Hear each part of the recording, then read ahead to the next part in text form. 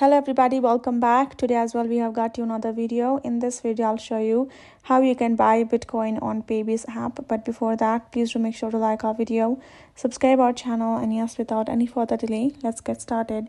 So for that, simply go ahead, open up your Paybis app right over there.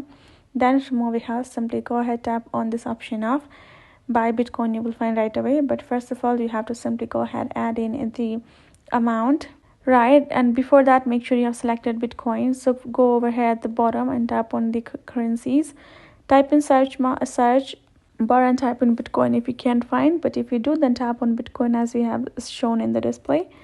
Go ahead, tap on it. Now you have to choose a currency for yourself with which you would want to buy the Bitcoin.